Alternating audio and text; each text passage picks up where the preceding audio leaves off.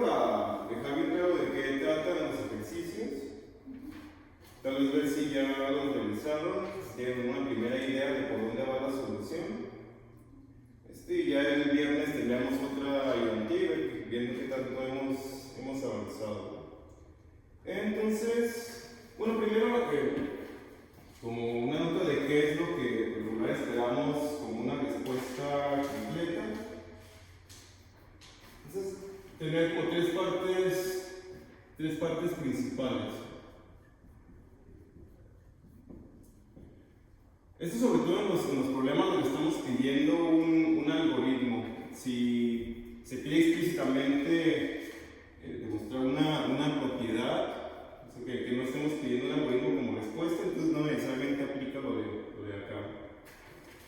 Respuesta para un algoritmo. Ok. Y pues bueno, primero es como tal presentar el algoritmo. Y en caso de que haga falta, su descripción. Pues bueno, sobre todo si se presenta solo como su código, suele hacer falta aclarar pues, qué son algunas de las variables o qué queremos hacer en algunos bloques de líneas, o como tal ayuda a dar una idea general primero de qué va a ser. Y si se les hace más cómodo escribir como en prosa el algoritmo, estas dos partes suelen quedar encapsuladas en el mismo planteo del algoritmo y describiendo cuál es la idea detrás de los pasos que le asignamos. Y esto suele ser más o menos como la mitad de una respuesta. Y pues bueno, la otra mitad viene de justificar tanto por qué es correcto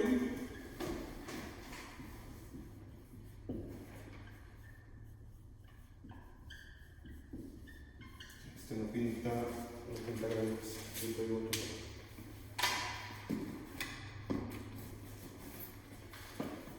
por qué es correcto y cuál es la complejidad.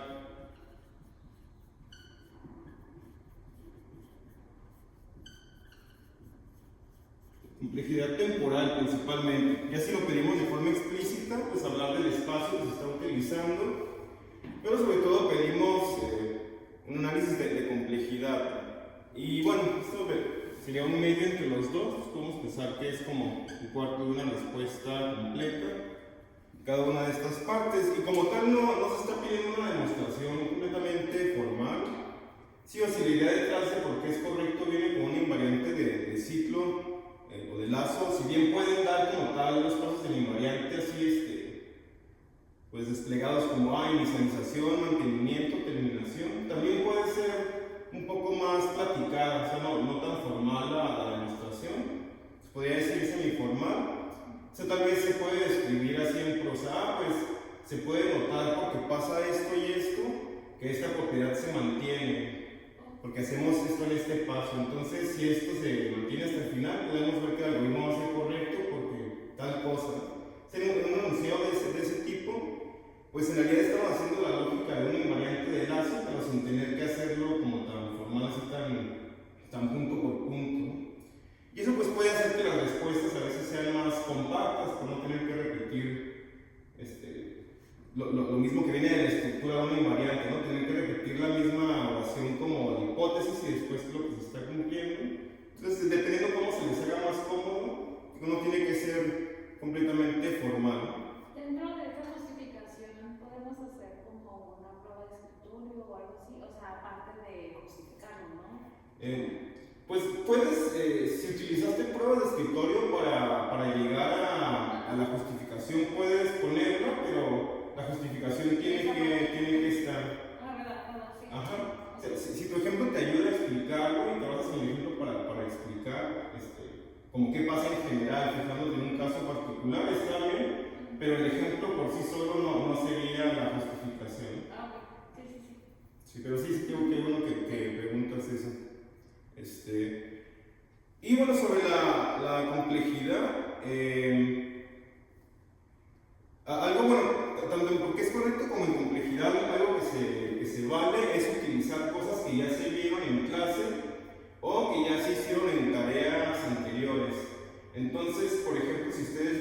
utilizar como un paso intermedio la ordenación. Como ya hemos visto varios algoritmos de tiempo en LOGN para ordenar, ustedes pueden simplemente mencionar, como primer paso ordeno mi arreglo por merge sort en tiempo en LOGN. Y ya no tienen que demostrar que está ordenado o que esa parte toma en LOGN, porque eso ya lo tenemos. Entonces, de todas las cosas que ya hemos visto, pues basta con mencionar, usamos el algoritmo visto en clase, o utilizamos el algoritmo de tal tarea, y ya eso lo podemos utilizar sin tener que volver a demostrarlo. Y entonces, bueno, se puede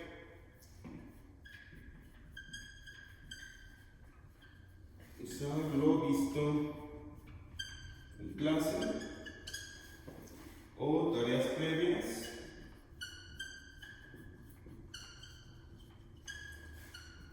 sin volver a justificar. Sí, pero entonces si estamos utilizando tal vez algún algoritmo conocido pero que no hemos visto en clase, entonces sí haría falta mencionar por qué es correcto y cuál es su complejidad, ¿no? Con esa demostración semiformal está bien, dependiendo del estilo de cada quien. Ok.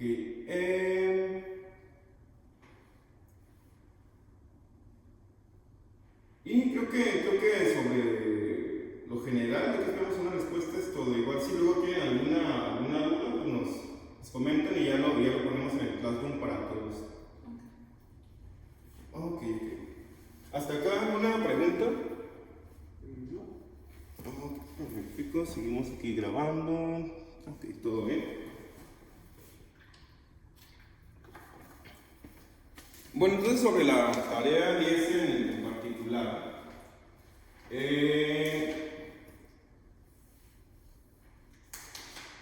Ya de una revisada a la tarea, ¿vieron los ejercicios?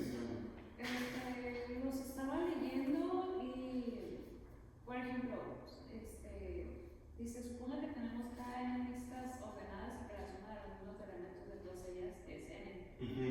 Diseñan un algoritmo de complejidad temporal, N log K, para obtener las listas ordenadas de N elementos. O sea, que tenemos como K, o sea, tenemos varias listas como de K, y cada una de ellas es la suma, N es la suma de una de las listas. Si comenzamos a sumar el número de elementos en cada una de ellas, la suma de todos esos da N en total. En total tenemos N elementos entre todas las listas, y son K de ellas. Entonces, si en el 1, la entrada,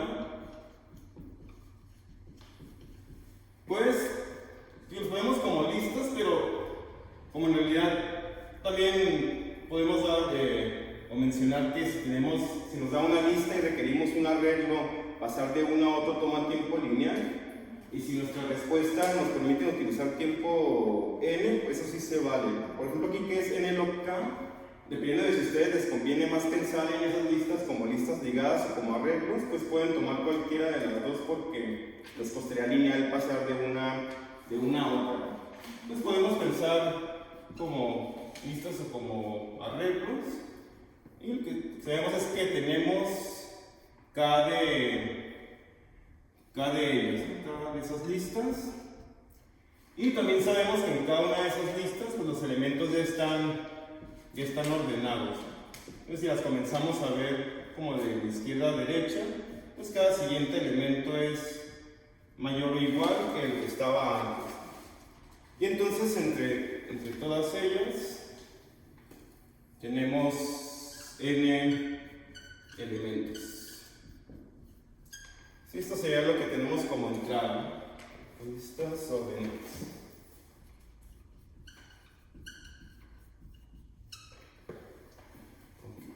Y entonces como salida queremos una sola lista con todos los elementos que tenemos ahí ordenados.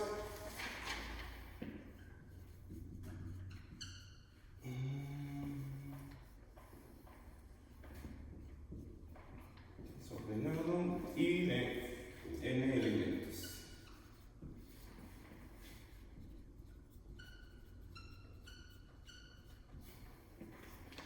Ok. Si entonces, dadas cada listas, que cada una de ellas, sus elementos ya están en orden, pues queremos unirlas en una sola lista con todos los elementos y que también, bueno, y que ahora estén ordenados esos n elementos. Entonces, ¿qué recibimos y qué esperamos como salida? Sí queda claro. Ok. Y bueno, hemos mencionado en clase, de hecho, que con este algoritmo ya podemos pensar en otros que hemos visto previamente. Por ejemplo, si tuviéramos solamente dos listas, pues ya sabríamos cómo obtener la lista con la unión de las dos en orden, que es lo que hace el merge del merge sort. Solo que en este caso no es tan fácil saber cuál es el siguiente elemento, porque como tenemos k listas, si quisiéramos recorrer el primer elemento de cada una para ver cuál es el menor, nos tomaría tiempo k y tendríamos complejidad n por k. Entonces no podemos revisarlos todos para obtener el mínimo cada vez. Pero cuando vemos que nos piden un factor logarítmico, como que se les ocurre que sería el tipo de herramienta que tengamos que utilizar, que podríamos más bien utilizar acá.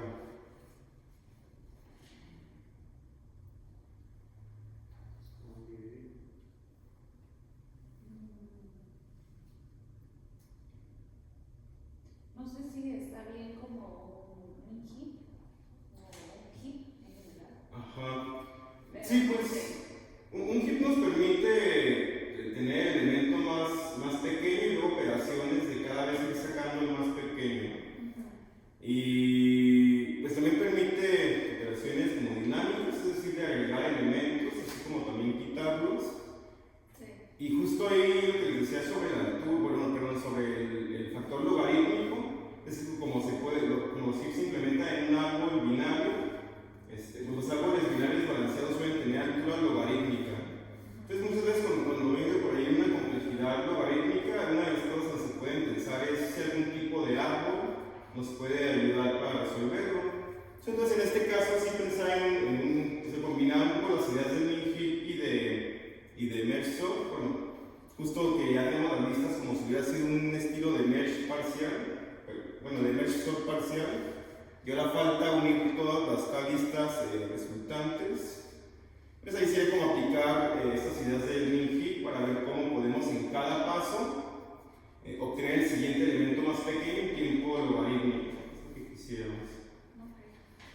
Solo que bueno, aquí hay que tener un poco de cuidado porque no es aplicar el heap sort directamente, porque ahí nos dan los elementos y cuando vamos creando el heap, pues cada que ponemos uno tenemos que hacer esta operación de hacer el heapify, ¿no? de volver a recomponerlo. Pero en este caso tenemos que tener control de que los elementos vienen de alguna lista distinta. Entonces, si encontramos un elemento y decimos, pues este es el primero más pequeño de todos y es el primero que va a la salida. Ok, pues nuestro algoritmo tiene que ser capaz de saber que este elemento ya lo consideramos, fijarse en el siguiente elemento y entonces recomponer el heap, pero tomando este elemento en cuenta, ¿no? Porque podría pasar que este es el que sigue justo en la solución, que la solución tiene justo los primeros dos elementos de una de las listas. Entonces hay que tomar eso en cuenta. Cada que tenemos un elemento como respuesta, hay que considerar el siguiente elemento de su lista. Ok, entonces, de aquí al viernes vemos qué tal han avanzado en ese problema. Yo creo que con lo que hemos visto y casi ya tienen la solución completa de eso. Ok, luego, ¿perdón? Dijo que también se podía hacer por medio de un árbol binario. Bueno, es que el heap se implementa en un árbol binario. Más bien lo que decía es que si tenemos un factor logarítmico, podemos pensar en algún tipo de árbol binario y en este caso en particular un heap nos puede ayudar.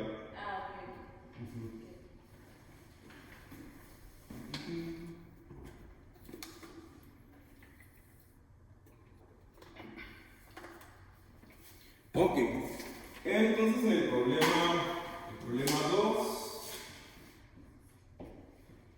Es el de permutaciones de Josephus.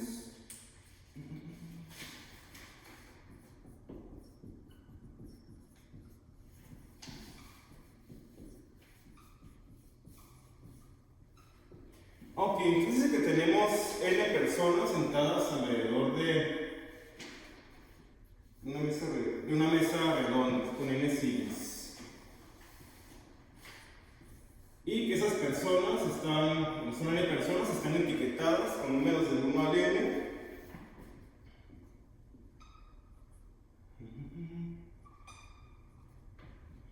Etcétera. Okay. Y entonces vamos a comenzar, y vamos a recibir el n.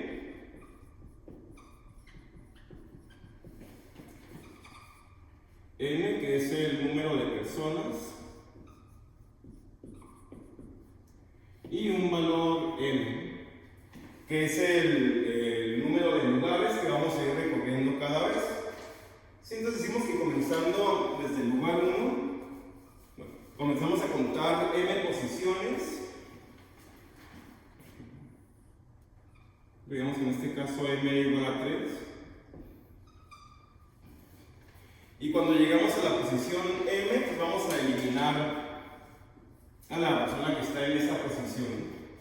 Y ese sería el primer valor que obtenemos en esta permutación de Josephus.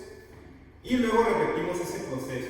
Entonces comenzamos a contar otra vez 1, 2, 3 y llegamos hasta n. Es el siguiente valor.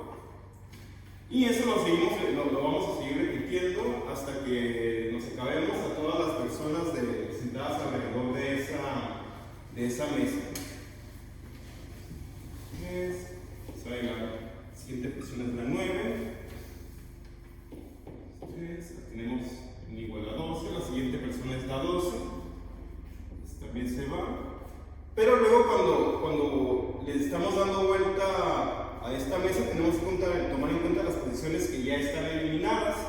Entonces el siguiente recorrido vuelve a comenzar en 1, pero contamos 1, 2, esta posición ya no está, y cuando llegamos a n igual a 3, en este caso es la posición 4. Entonces 4 sería el siguiente valor de esa permutación. Entonces queremos de alguna forma simular esa mesa circular, y cada vez que quitamos una persona que esa posición deje de estar en esa mesa. Ok. Y pues bueno, justo la salida van a ser las etiquetas de las personas en el orden en que fueron elegidas al hacer ese ciclo de ir recorriendo n posiciones. Ok. Y bueno, como entrada en este caso tenemos que m es una constante. Entonces, si nosotros en lo que estábamos haciendo aquí en el pizarrón, en cada iteración recorríamos n posiciones, pero como ese m estamos diciendo que es constante, obtener cada uno de estos valores nos estaba tomando tiempo constante. Ok, entonces hasta ahí lo que tenemos como entrada y lo que estamos esperando de salida sí queda claro, ¿verdad? Okidoki. ¿Alguna idea que se les ocurra en el momento? Pensé en listas, pero tengo que seguir tomando en cuenta que voy en cada camino, ¿no? Porque si quito una de la lista, me regresaría. Bueno, es que si, por ejemplo, si estamos utilizando una lista ligada, por ejemplo, tú dices que te regresaría la computadora a la primera posición. Ajá, porque eso ocurre cuando la primera vez que tú empiezas a manipular la lista, o sea, el punto de entrada de una lista la primera vez es el apuntador que va a la cabeza de la lista. Pero si tú estás manipulando una lista enlazada y ya estás en medio de una iteración, tú puedes asumir que el apuntador va a recordar la última posición que tenías.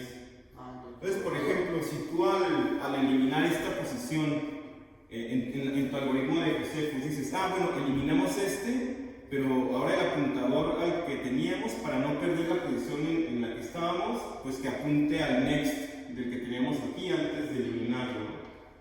Solo hay que tomar en cuenta si al hacer ese next ya estás avanzando en una posición de la serie que podrías avanzar. Les digo, comenzamos desde 1, pero aquí ya contamos, si n es igual a 3, aquí ya contamos 1, 2, 3, este es el que se fue primero. Sí, básicamente hacemos se me ocurre hacer un poco. ¿Perdón? Un poco. Para irlos quitando de la lista y luego seguir corriendo y luego cuando llegue al final regresando. Ok, pero el pop es una operación de pilas. No se puede usar como un árbol también binario, pero para extraer, como un hit sort, pero de extracción. ¿No? Pues ahí un poco el problema es que si estás utilizando una estructura de árbol y entonces en alguna iteración llegaste a que este nodo es el que vas a eliminar,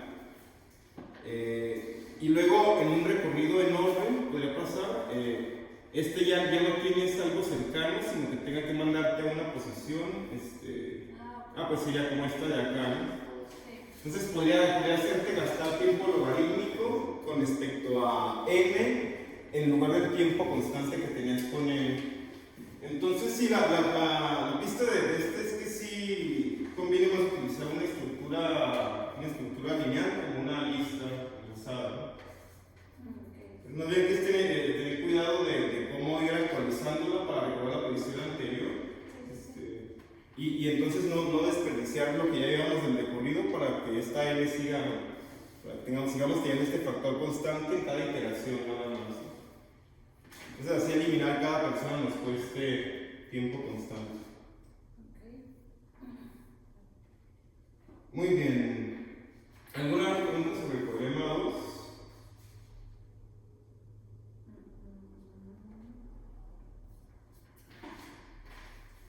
Ok. Y bueno, el problema del punto extra pues es este mismo problema de Josephus, pero ahora la m puede ser cualquier valor, ¿no? Es decir, la m bien podría ser en el problema 5. La m bien podría ser lineal, por ejemplo. Entonces, si intentamos esta misma estrategia, nos quedaría tiempo cuadrático. Entonces, pero nos dice que tiempo n log n. Entonces ahí sí podríamos pensar en algún tipo de árbol, ¿no? Sí, pero, de hecho, sobre ese problema es todo lo que vamos a decir como pista, porque es de punto extra. Y ya después de la entrega, paso la respuesta también. Pero bueno, ya saben que es un tipo de árbol, es una buena pista. Ok.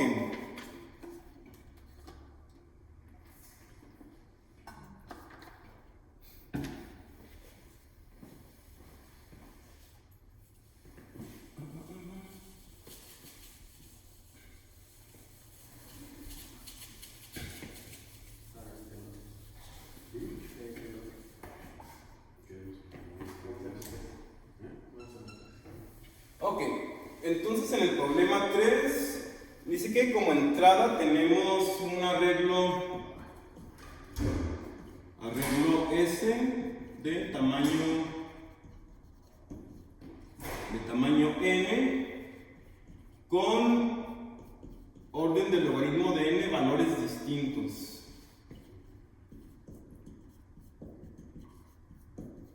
Sí, ojo, aquí no estamos diciendo, pues no necesariamente, no estamos diciendo que los valores estén entre 1 y logaritmo de n, o que sean enteros. De hecho, podrían ser números reales, podría ser cualquier valor. Solo que si nos fijamos en valores distintos, el número de valores distintos es del orden del logaritmo de n. O sea, que nos dice que como tal no podemos utilizar directamente counting sort, por ejemplo, ¿no? Porque para usar ese sí tenemos que conocer cuáles son los posibles valores para justo hacer esa comparación. Es igual a este, sí, entonces súmale 1 como tal sabemos cuántos valores distintos hay, pero no conocemos un rango como tal. Y les digo, podrían ser números reales o racionales, no necesariamente son enteros. Ok. Entonces esa sería la entrada. Y la salida es como tal la regla ordenada.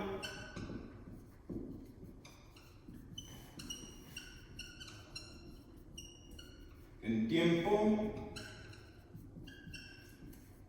orden de n por logaritmo del logaritmo de n. Ok. Entonces, si se nos está dando o aclarando información sobre la entrada, pues primera vista es que de alguna forma tenemos que utilizar esa información y aprovecharla para la complejidad que nos están pidiendo. Ese no es porque a lo mejor usa Quicksort y con el Quicksort es la complejidad de los números y la cantidad de números.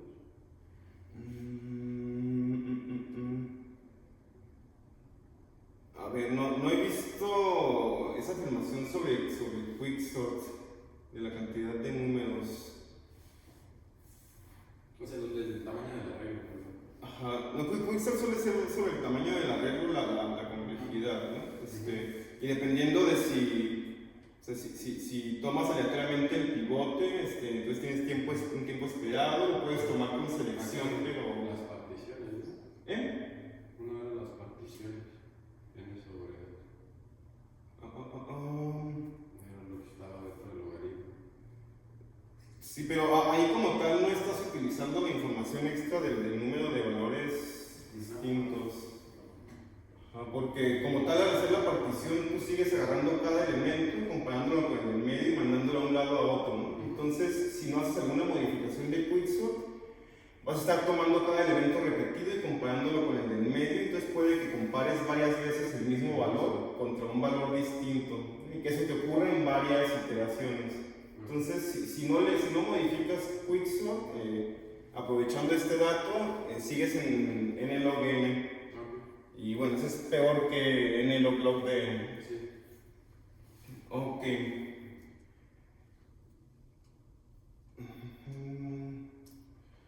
Entonces, lo que les digo aquí es que no podemos aplicar directamente counting sort, pero eso no significa que no podamos utilizar un poco de esas ideas y combinarlas con otras, tal vez estructuras de datos. Porque bueno, si tenemos este número de valores distintos y acá hay un factor logarítmico sobre ese número logarítmico de valores distintos, pues ¿qué tipo de estructura nos habla?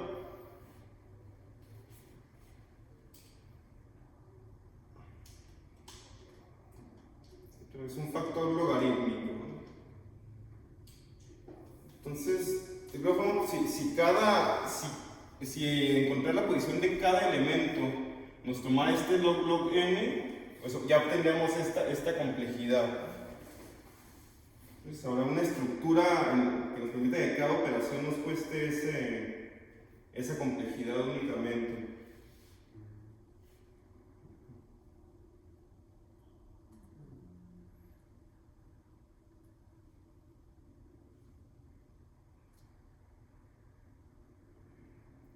Pues de momento, el viernes revisamos un poco más y vemos que han intentado. La pista sería que intenten ver si pueden combinar un poco las ideas como más alto nivel de counting sort con alguna de las estructuras que hemos estado viendo.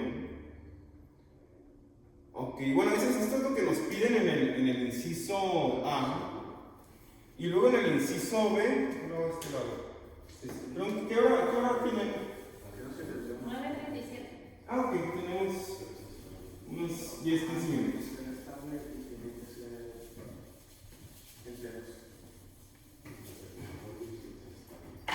Entonces el B nos pregunta por qué no se rompe, por qué no se vieron la cuota inferior de ordenación comparaciones.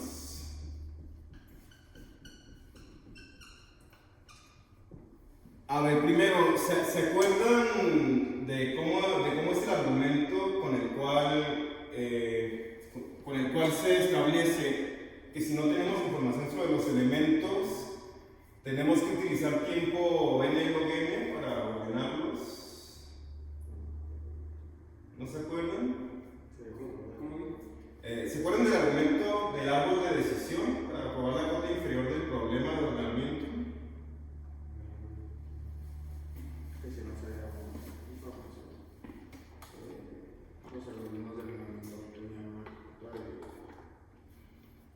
Sí, es justo el que nos dice que no podemos esperar tener un algoritmo que sea más rápido que n log n para resolver el problema de ordenamiento. Entonces, esa es una cota inferior sobre el problema, no sobre algún algoritmo, sino que ese problema en general no podemos esperar tener una solución más rápida. Sí es cierto. Pero es que aquí tenemos información, es como el contingent, que realmente sí tenemos información de los valores y por eso puede ser un Ajá, pues sí, justo por ahí hay que hacer argumentación. Pero entonces vale la pena acordarnos rápidamente de cómo iba ese argumento. Justo para que se vea tener un poco más bases para lo que hay que argumentar acá. Entonces, ¿qué es lo que estamos asumiendo ahí? Que como no tenemos información sobre los elementos, la forma que tenemos para ordenarlos o para saber la posición relativa de pares de ellos es comparándolos. Entonces, ahí estamos analizando cuál es el comportamiento con respecto al número de comparaciones que va a tener algún algoritmo de ordenación y no estamos fijándonos en un algoritmo en particular, ¿no? Solo en alguno o en cualquiera que tenga que comparar. Entonces tomamos la idea de un árbol de decisión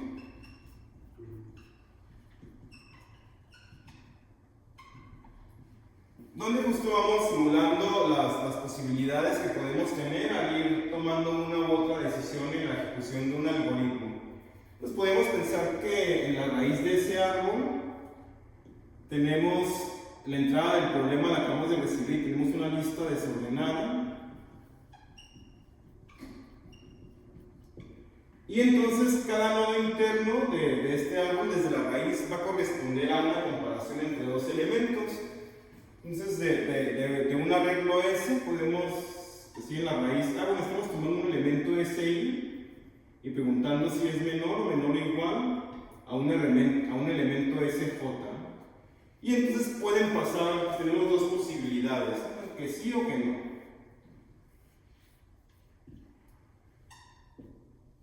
Dependiendo de esas dos posibilidades, pues tenemos dos respuestas distintas. En una SI va a estar antes que SJ y en el otro SI va a estar después. Y acá pues en los siguientes nodos vamos a tener otra pregunta de este estilo, ¿no? Que SL es menor o igual que SK, donde estos índices podrían o no coincidir, ¿no? Lo que nos importa es que estamos comparando nuevamente elementos y ya vamos a conocer el orden relativo entre otro par de ellos. Entonces, al llegar a las hojas, cada una de las hojas va a corresponder a una posible respuesta. O salida. Una posible salida, es más preciso. Una posible salida de este algoritmo, ¿no? Quiere decir que al llegar a las hojas de este árbol de decisión, vamos a tener ya una secuencia de estas comparaciones que nos va a llevar a estar seguros del orden de los elementos ordenados en ese arreglo. Ok, entonces, si aquí estamos considerando todas las posibles soluciones o todas las posibles salidas, ¿cuántas hojas tiene que tener nuestro árbol de decisión? Si recibimos una entrada de tamaño n, entonces, ¿cuántas hojas tiene que tener el árbol que considera todas las posibles salidas para ese arreglo de tamaño N. 2N. Pues aquí queremos considerar dado el orden que recibimos de los elementos, todas las posibles formas de ordenarlos entre sí. Luego el 1 de N. O N de N. Pero, No, porque eso sería. Ese vendría siendo más bien el costo que ya va a tener encontrar una sola ordenación, ¿no? Pero, está preguntando. por ejemplo, ¿perdón? Está preguntando cuántas hojas de ordenación tiene. Ajá. Si tenemos n elementos, ¿de cuántas formas distintas podemos reordenarlos entre sí? Es un concepto de combinatoria, ¿no? Pero no es diferente. ¿Cuál sería el número de hojas en el último nivel a cómo combinarlos? Bueno, es que aquí lo que tenemos, estamos mostrando un poco los conceptos de qué hay dentro de los nodos internos y qué hay ya en las hojas.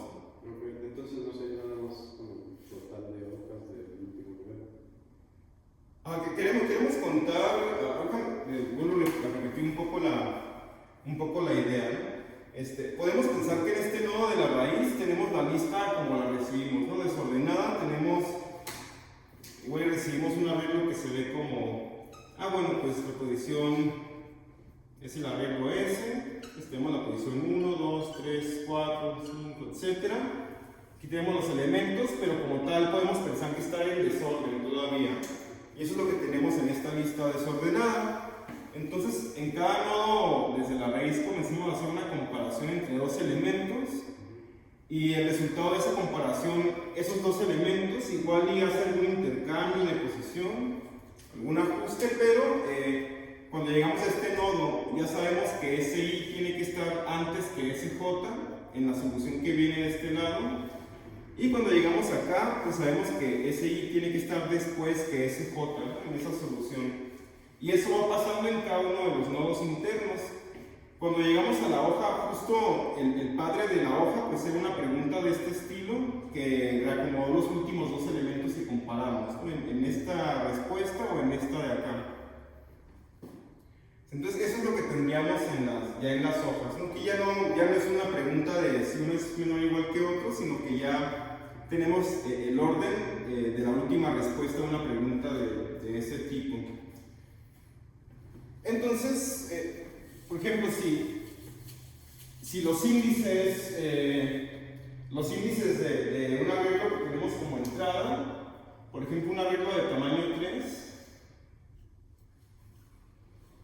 pues ese es el orden original de esos índices. Entonces, ¿de cuántas formas distintas pueden quedar acomodados las posiciones o los índices con un ordenamiento? Pues pueden quedar justo así. Podemos tener primero el 1, luego el 3 y luego el 2. Podemos tener primero el 2, luego el 1 y luego el 3, el 2, luego el 3 y luego el 1, el 3, luego el 1 y luego el 2, y el 3, luego el 2 y luego el 1. Entonces, dado estas posiciones, todas estas son las posibles formas de reacomodar esos elementos. ¿Y cómo se le llama? ¿Cuál es el concepto que nos habla de estas formas de acomodarlos? Bueno, son ese número de permutaciones que es justo n factorial. Entonces son todas las permutaciones posibles. Pues dice que tenemos que tener n factorial hojas. Ok. Ahora, esto aquí es la forma en la que vamos a llegar a tener todas las posibles ordenaciones. Y como lo que este árbol está representando son las comparaciones desde una entrada a una posible salida, entonces la altura de este árbol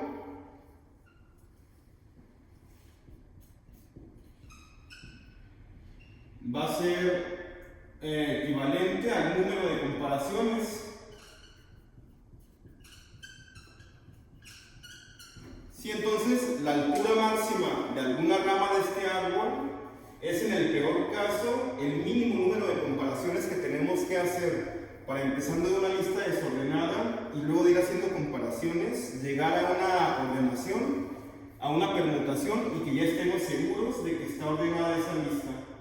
Sí, esa es la prueba de la parte inferior, pero entonces, ¿cómo llegamos de n factorial a n log n? Bueno, por la manera en la que estamos construyendo el árbol, es un árbol binario, porque cada vez tenemos una decisión de sí o no, cada vez se ramifica en dos. Y está quedando más o menos balanceado. Sí puede que haya unas ramas que no queden tanto, pero la diferencia entre las alturas de las ramas no va a ser mucho. Bueno, podemos pensar que es más o menos la misma. Entonces, si esa altura va a ser el número de comparaciones, vamos a decir que la altura es h. Si tenemos un árbol binario completo de altura h, ¿cuántos nodos tiene? 2 a la h. Entonces, número de nodos, 2 a la h. Y como es más o menos un árbol completo, pues el número de hojas tiene que ser menor o igual que el número de nodos totales. Entonces tenemos que 2h pues tiene que ser mayor o igual que n factorial. Es decir, el número de nodos que tenemos en ese árbol, pues sí o sí tiene que ser mayor o igual que n factorial. ¿Cómo nos quedamos solo con la h? Pues con el logaritmo base 2. Ok, pues logaritmo de la altura, de este lado va solo la h. El número de comparaciones, que es esa h, tiene que ser mayor o igual que el logaritmo de n factorial. Y ya haciendo operaciones, pues podemos llegar a que este logaritmo de n factorial es al menos omega de n log n. Pero bueno, aquí ya nada más es hacer cuentas, pero la idea de la prueba es lo de acá. Entonces, ¿esto qué nos dice? Que para el peor caso, el menor número de comparaciones para llegar de un arreglo desordenado a un arreglo ya ordenado, únicamente haciendo comparaciones sin información extra, eso es n logaritmo de n. Entonces, justo que cambia acá, con lo que tenemos acá, que no podríamos aprovechar para un mejor análisis. Que bueno, ya lo mencionaron, pero pueden dar un poquito más de detalle. Okidoki. Bueno, nos llevamos un poco más de tiempo. Solo falta ver de qué trata el último. ¿Todavía tienen chance? ¿5 minutos? Ok. Perfecto.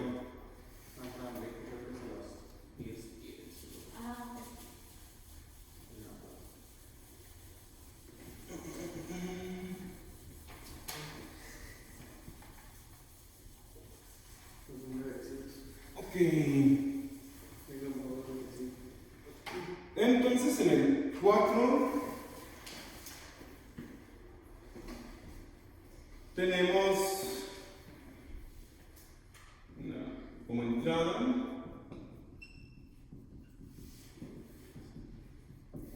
una lista, o como les digo, podemos, como más nos convenga, pensar que es una lista, un arreglo de tamaño n.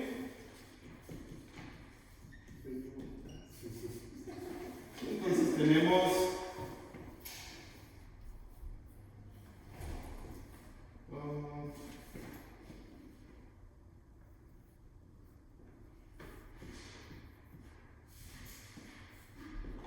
un arreglo de tamaño n, no necesariamente ordenado, simplemente son n valores.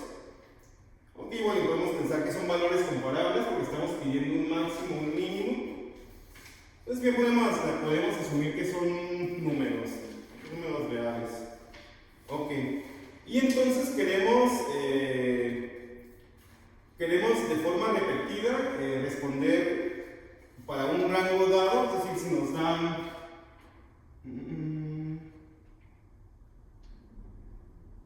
un intervalo 2 a n-1, Sí, entonces tenemos que decir de entre estos elementos cuál es el máximo. Sí, por eso lo queremos hacer más de una vez, queremos hacer de forma repetida esa operación. Entonces más bien la salida va a ser cómo vamos a tomar esta lista, preprocesar los datos y guardarlos en algún tipo de estructura que nos ayude a responder esa pregunta de forma repetida, muchas veces. La salida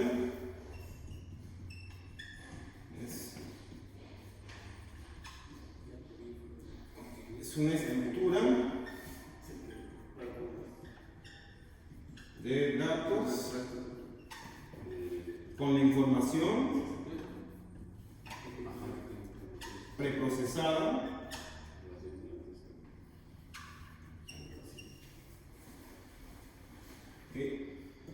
y la forma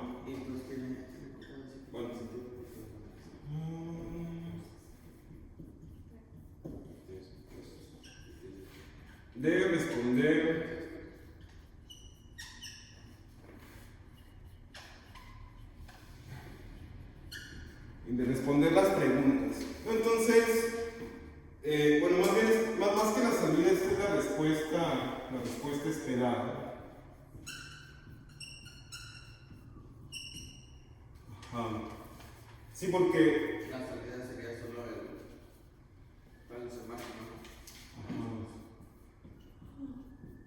Sí, está un poco raro como lo estaba poniendo. Más bien, tenemos una lista, entonces como respuesta queremos dar la estructura que tenga la información ya preprocesada para poder responder esas preguntas en el tiempo que nos piden. Y entonces las preguntas,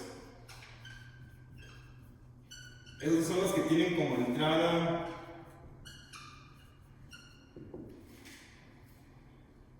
índices y J, y pueden suponer que los índices siempre nos los dan bien, o sea, siempre nos dan un I menor o igual que J, no nos van a dar en orden inverso. Sí, igual se podrían ajustar rápidamente, pero para hacer más sencilla la respuesta. Y la salida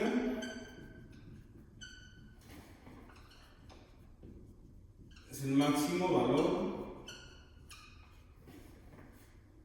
en su arreglo, es justo que va desde la posición XY hasta la XJ. Ok, entonces hay que decir cómo construimos la estructura y después hay que dar el algoritmo de cada vez que recibimos dos índices, cómo sería el algoritmo para regresar la salida. Por ejemplo, en el inciso A, pues esta parte queda bastante sencilla, y en el inciso B es donde hay que dar un poco más de detalle de cómo manipulamos esa estructura para tener ya la información. Que bueno, pues también una estructura que respondamos en tiempo logarítmico. Entonces ya podemos ir pensando en algún tipo de árbol que nos funcione. Y de hecho, bueno, mañana en clase hablaremos de algunos árboles que tal vez alguno de esos podríamos usar ideas para responder esta pregunta. Sí, cuando digo podríamos, de hecho lo hará, entonces conviene poner atención.